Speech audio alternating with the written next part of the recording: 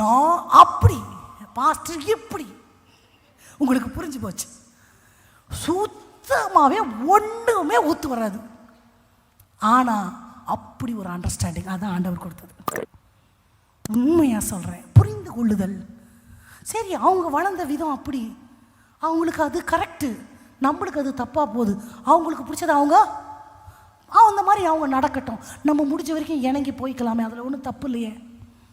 நானும் அப்படி தான், பாஸ்டரும் அப்படி தான். ஆனால் 2 பேர் வளர்ந்த விதம், கலாச்சாரம் எல்லாமே டோட்டலாக வேற. அப்போ இப்படி தான் இருக்கும். பிள்ளைகள் பார்த்தா எங்கள் 2 பேர் கேரக்டரில் ஒன்று கூட அவங்களுக்கு இருக்காது. அது இன்னொன்று. அதை பார்க்கும்போது என்னடா, 2ம் என் வயிற்றுல தான் பிறந்துச்சு, இது கேரக்டரே வேற, அது கேரக்டரே வேற, இதுக்கும் அதுக்குமே முட்டிக்கும். ஒன்றுமே நம்ம அசியம் பண்ணவே முடியாது, இப்படி இருக்கும்னு பைபிளில் அப்படி தான் சொல்லியிருக்கு. அப்போது ஆண்டவர் கணவனை எதுக்கு ஒப்பிடுறாரு?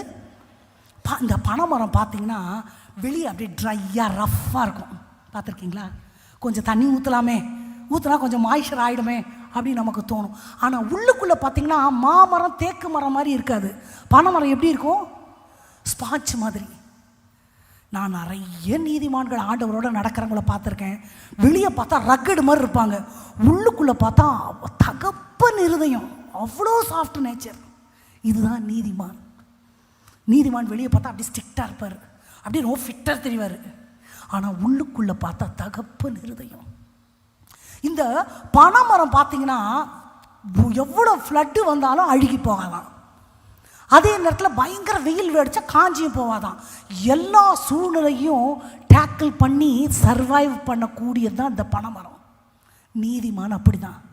எப்பேற்பட்ட சூழ்நிலைகளையும் கையாளுகிற ஒரு ஆளுகை திறனை ஆண்டவர் யாருக்கு கொடுத்துருப்பார்? நீதிமானுக்கு. இந்த பனைமரத்தை பற்றி இன்னொன்று என்னன்னா, அது பழசாக அதோட கனி ரொம்ப டேஸ்டாக இருக்குமாமா. அந்த நுங்கெல்லாம் ரொம்ப ஸ்வீட்டாக மரம் எவ்வளோ பழைய மரமோ அவ்வளோ டேஸ்டாக இருக்குமாமா.